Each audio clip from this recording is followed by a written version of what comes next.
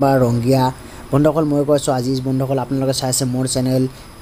যুৱকল্যাণ farm Rangia বন্ধুসকল আজি মই আপোনালোকক এটা মানে হিচাপ 1000 দেশী মুৰ্গী পুহিলে যদি আপোনালোকে লোকাল পিয়ৰ দেশী মুৰ্গী 1000 পোহে তেতিয়াহ'লে মাত্ৰ 60 দিন পোহাৰ পিছত কিমান টকা লাভ হ'ব আপোনালোকে কল্পনা কৰিব নোৱাৰে মই আপোনাক আজি টোটাল হিচাপটো আজি মই আপোনাৰ সন্মুখত দেখাই দি আছোঁ আপোনালোকে চাই থাকক মোৰ চেনেলটো আৰু যদি মোৰ চেনেলটো সাবস্ক্ৰাইব কৰা নাই সাবস্ক্ৰাইব কৰক লগতে বেল আইকনটো ক্লিক কৰক তো বন্ধুসকল এইটো চাই লওক 1000টা দেশী মুৰ্গী পালনৰ হিচাপ মই দেখাই আছোঁ পোৱালি কিনোতে লাগিব 1000টা উন্নত জাতৰ পোৱালি 45 টকাকৈ হলে 45000 টকা লাগিব মই বহুত বেছি দাম ধৰিছো 45 টকা নহয় 35 টকাতে পাই মই বেছি ধৰিছো খোৱা খৰচ যাব 30 বস্তা স্টার্টার ফিট যাব 30 বস্তা স্টার্টার ফিট 1700 টকাকৈ 51000 টকা হ'ব গম লাগিব 5 কুইণ্টেল 5 কুইণ্টেলৰ 1800 টকা কুইণ্টেল হলে 9000 টকা আৰু খুদি যেটো খুদ চাউলৰ 1 কুইণ্টেল খুদি এটো 2000 টকা ধৰিছো মই তাৰ পিছত এতে মুঠ খৰচ হ'ব 45000 প্লাস 51000 প্লাস 9000 টকা টোটাল হ'ব 1,07,000 টকা ইয়াতে মানে টোটাল আপোনাৰ পোৱালি কিনাৰ পৰা আৰম্ভ কৰি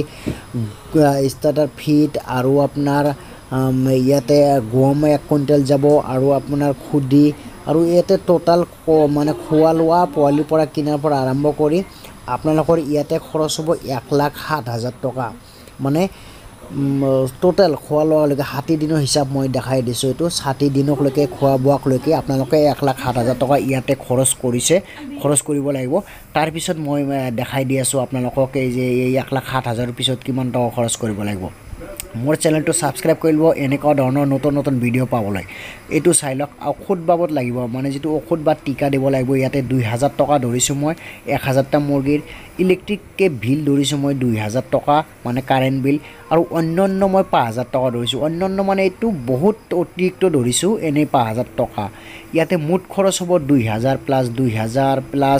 5000 টকা ইয়াতে টোটাল হ'ব 9000 টকা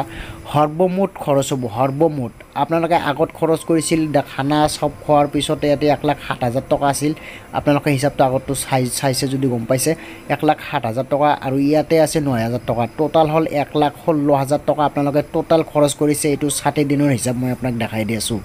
60 দিনত 1,16,000 টকা খৰচ কৰাৰ পিছত আপোনালোকে এটা কিমান লাভ কৰিব পাৰিব কিমান ওজন আহিব মুৰ্গীটোৰ এই 60 দিন পিছত মই আপোনাক এটা টোটাল হিচাপটো দেখাই দি আছোঁ